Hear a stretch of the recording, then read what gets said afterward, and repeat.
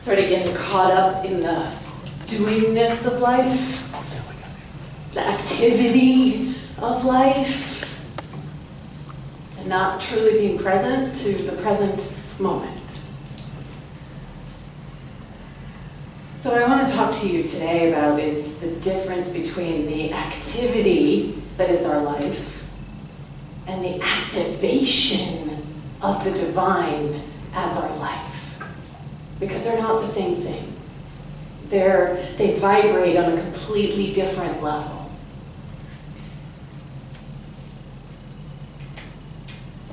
Happy Father's Day, by the way, to everybody. It's interesting, it's a challenging day for me at this point. My father, it's the 6-year anniversary of my father passing away today. My brother and I like to joke that when he decided to depart, he was going to just make sure he nailed it down so we'd never forget it. We'd never forget it because it's just right on Father's Day.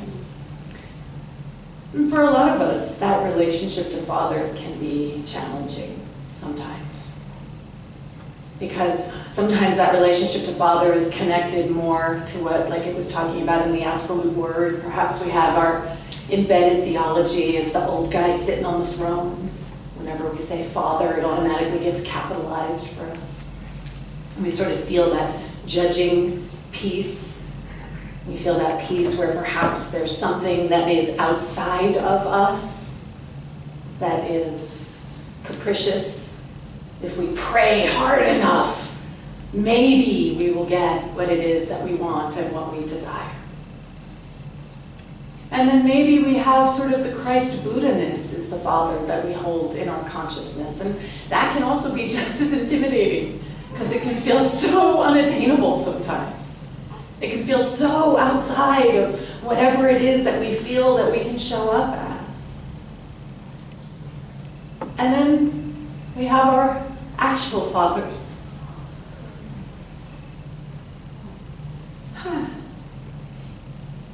And there's all that encapsulates, right?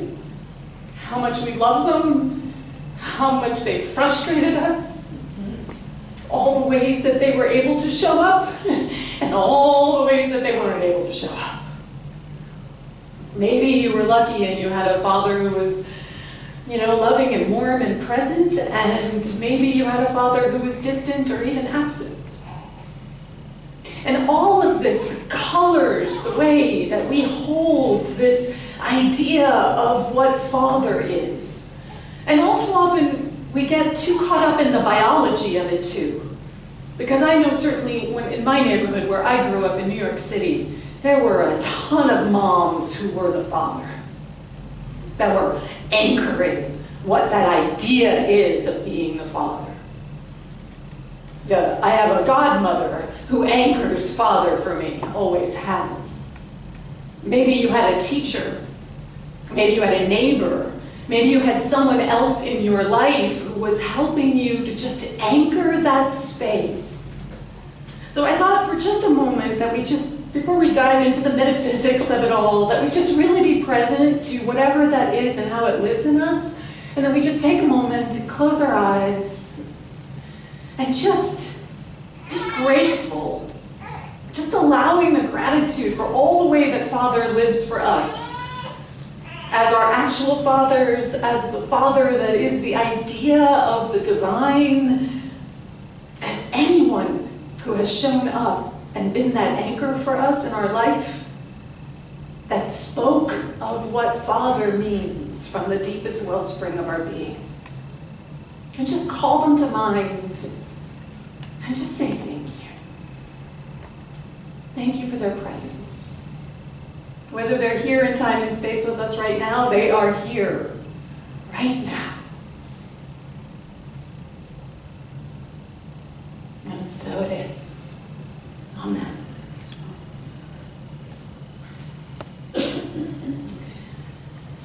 Because there is this divine idea of Father. We in Unity believe that there are divine ideas that are operating in the back of everything. The divine idea that is the perfect expression, the most divine expression of this idea. And so there is this divine idea of Father, and it is limitless in its potential. It is everything that we've seen up there before, the pictures. It is the Father sitting on the throne who hands down judgment, and it is that Christ Buddha nature that is perfect in its expression and its realization, and it is the human. All of it is held in that limitless field of what it is to embrace and to dance around with this divine idea of Father. Now in the song in Cats in the Cradle, thank you so much for singing that. The minute I realized it was Father's Day, I was like, that's the song I want. It's all about intention. The Father in that song and the Son in that song, like each of us, has the best of intention. The idea is to show up. The idea is to be fully present. The idea in the intentionality is that you're not going to miss a minute of the things that are so important, of the things that are so valuable to each of us. And yet what we clearly see in that song, and that I know I can relate to it, is that oftentimes we're not activating our intentions. We're not actually living into the intention. We're living into something else. And the thing is, our experience is actually arising from how we activate our intentions, not just the intentions on their own. We have an expression in religious science where we say, treat and move your feet.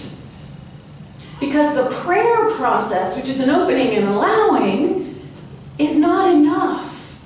Because we are our answered prayer. So as there is that within us that is seeking to change and to grow and to be activated. So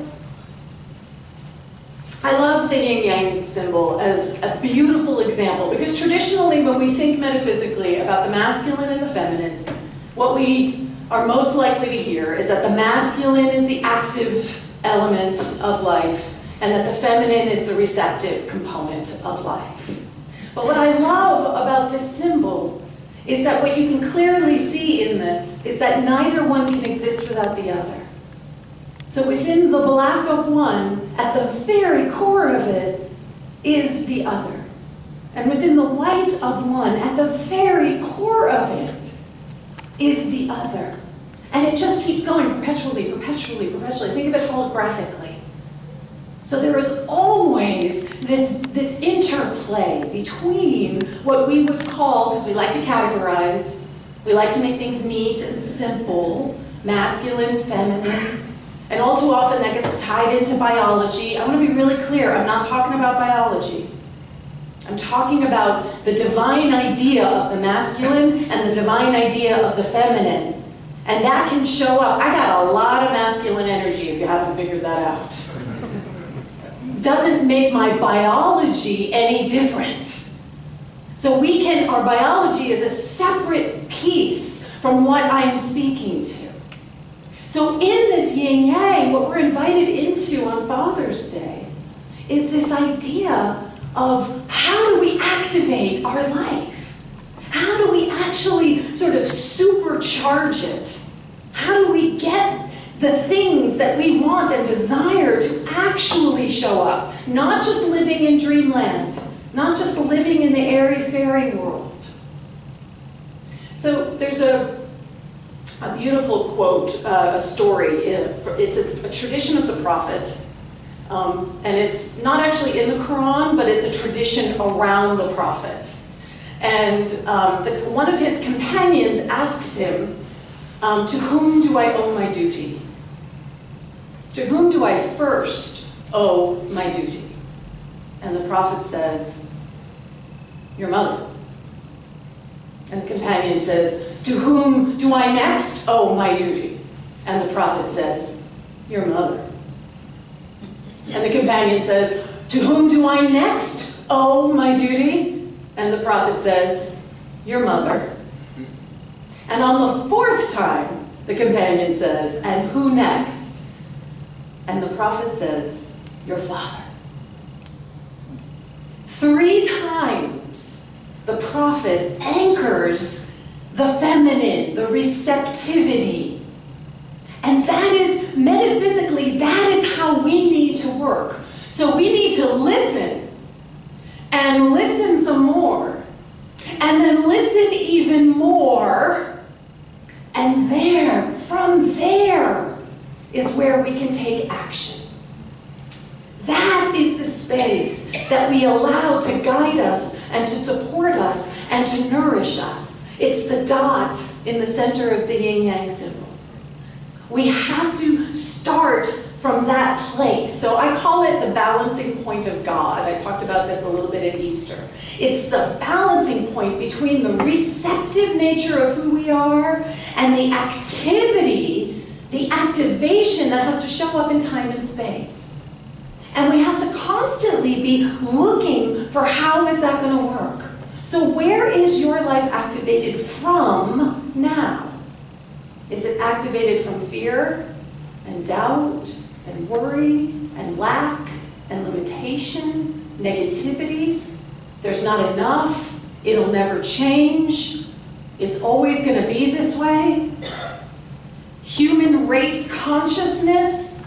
The economy is not really ever taking off.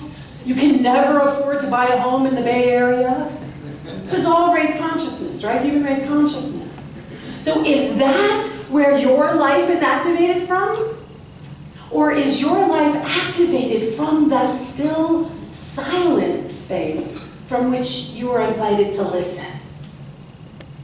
I love this quote. It's an unknown. If anybody does know where it came from, please let me know. But your heart can never have what it longs for when it is full of what you have settled for.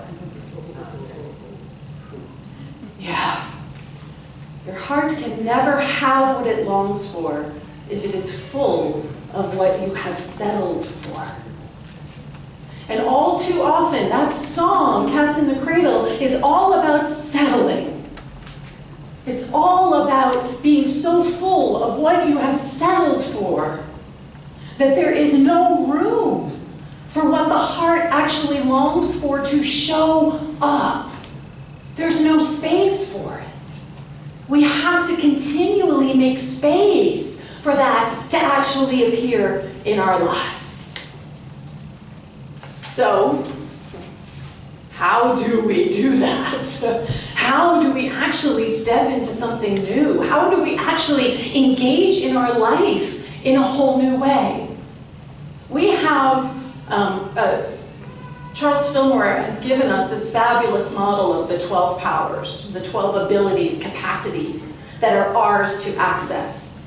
And the one that is the anchor for this all is faith. Because we have to have faith that there is something more. Can you feel the truth of that? If we don't have faith that there is something more beyond whatever it is that we're experiencing right now, if we don't actually stand in that in some way, then we're settling. We're giving up. So the way I like to define faith is that you are anchored in the realm of possibility. That is what faith is. That you're not anchored in what is showing up right in front of your face, right here, so close, that it is overwhelming and overpowering and it's drowning you in its immediacy. But you are anchored in the realm of the possible. And we know in this teaching that the possible is good, the possible is grace, the possible is creativity, the possible is love. That is what is possible at every moment, available, accessible to each and every one of us. And if we're not walking in faith, if we're not walking anchored in the realm of possibility, then all too often it is too easy to just settle.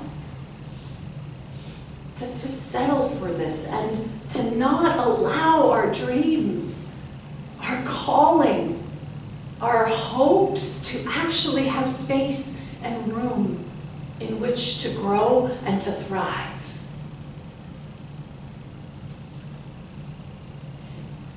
Our job, when we're activating spirit, what we're doing is activating the possible. We're saying yes, that there is something that is possible, even if it's not showing up completely, even if it's not fully formed, even if it's just this vague idea that you have about something. Can anybody relate to that? Yeah. This little feeling you have inside, there's something, and you don't have the language for it, and you don't have it's just sort of something. That's the space we want to live from. That is exactly that weird, awkward, uncomfortable, I don't really know what this is. I don't know how I can make it happen. I don't know, I often say this, if you know how to make something happen, it's not a God idea. It's your idea. It may have a lot of validity, but it's not a God idea. God ideas are ideas that we have no idea how this could happen. We say, woohoo, I have no idea. And you sit in the midst of that uncomfortableness because we want to know. We like to know that categorizing. We like to have a clear idea. Part of what activating the possible is being willing to take a risk. Being willing to step outside your comfort zone. Another thing I like to say is that you want to practice that so often that being outside your comfort zone is actually comfortable. Right? That it's like, oh, here I go again. I'm diving back into that space that I have no idea what's actually going to happen. Woohoo! I have no idea, which means so much more than what I can imagine can actually show up. But we have to build that muscle. We can't go from A to Z without actually practicing and building the capacity within ourselves. So how do we build that? How do we actually do that? Listen. The first listen is listening and being open to something new. Just being open to it. Just allowing the idea that there is something in the realm of the divine idea of your life that you have never thought of. Being open to it. That you might actually like something that you always hated. That you might actually enjoy something that you always resented doing. Being open to the idea that there is something else that can happen, and we need to listen in order to be open. Can you feel that? That it's about a listening to ourselves. And then the next thing we listen to is, who do you need to become?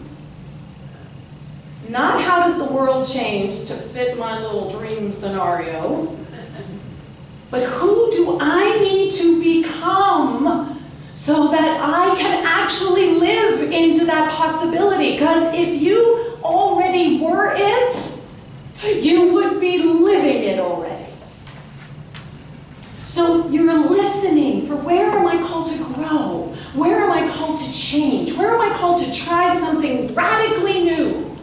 Where am I called to let go of something that I think defines me? And yet in the definition of it, it's holding you back from revealing more of who you truly are. And then listen, what needs to be in place? There's practical aspects to activating things in time and space. We get to listen to that. The clearest example I can think of is Chris and I with our child. Like, what needs to be in place? They need a bedroom. Like, if we don't have the bedroom, how on earth is the child going to actually show up? We need to have that in place. And that's part of what you're listening to. What needs to be in place? You don't have to have the answer to how it's going to happen. You just need to know what it is. We need an extra room. I need to move my office. That's what I needed to do. I had to move my office out of the second bedroom. So what did that mean? Oh, well, looked around, tried to see if there was office space I could rent. Didn't feel like it was going to be a good match, a good fit. Walked into my garage and thought, oh, what if I transform the garage into my office? What needs to be put in place? These are all steps that we take, but we're not taking the steps from the doingness of our mind, from the activity of our mind. We're taking those steps from the listening place. What needs to be in place in order for a child to show up? And then we take concrete baby steps. Baby steps, little steps. I'm sure you guys have heard the analogy that, you know, when NASA shoots their rockets into space, it's never a straight trajectory. It's constant little minor adjustments all the time that they're making to get them where they are going. And one small little nudge on this end of your journey will take you to a completely different galaxy down the end of where you're showing up. So it doesn't have to be huge. It doesn't have to be massive, but you do have to take a baby step. And then the biggest one of all, you just gotta be compassionate through it all with yourself, with others, because everybody here is doing the same thing. Everybody here is trying to listen. Even if you don't think they are, they're trying. Right? They're trying. They're trying to listen. They're trying to be guided. They're trying to step into their greatest understanding of themselves. So can we be compassionate for ourselves when we fail? When the person doesn't show up the way we want them to show up, can we be compassionate in that process? So life is a process of evolution and exploration. It is never done, it's never fixed, it's never a sure thing. That's the fun of it. That we don't always know what is going to happen. Could you imagine if everything you did, you knew exactly how it was going to turn out? Like, it would be so boring. It would be a snooze fest. And yeah, it gets messy sometimes. It gets messy as we're figuring it out, as we're learning how to listen. Because sometimes what we're listening from, we think we're listening from, and what we're actually listening from is our ego and the small idea. So it's just practice. We keep practicing. We keep diving deeper into ourselves. So I'm going to close with Charles Fillmore. I love this quote. When you get a strong perception of something that your inner mind tells you is true and good, act on it, and your demonstration will come. That is the way a living faith works. This is everything I've been talking. I found this quote and I was like, well, look at that. I was like, there it all is. When you are cultivating your capacity to listen and you get that inner knowing, you guys all know that feeling, yes? When you're like, oh, this is right. This is the thing. This is what I am supposed to be doing, even if it feels uncomfortable, even if it terrifies you. I remember the first time I got on stage, I was literally shaking the entire time, and I was playing, scarily enough, a Ku Klux Klan member. So I was completely in like hoods. Nobody could see me, and I was shaking underneath that white outfit because it terrified me. And yet there was a part of me that knew that this was something that I wanted to step into. And I didn't listen to the fear. And I didn't listen to the voice that was trying to talk sense to me. I listened to something deeper than that. Act on it. You have to take the baby steps. You have to, from the listening place, activate the masculine, the divine masculine in your life. And your demonstration will come. Can you feel how that's because you're aligned with the divinity that you are? You're listening to the deep wisdom that you are, and then you're activating it in time and in space. And that is a living faith. Living, breathing, moving, walking from the awareness that there is this infinite possibility that is your life. Infinite possibility right now. Oh, what if you allowed even just a little smidge, just a little tiny little piece of that consciousness. That is the power of activating spirit. Going back to the yin yang. That we are the masculine, the feminine, and that in this today, Father's Day, what we get to place our attention and our focus on is how do we express it? How do we actually allow it to show up?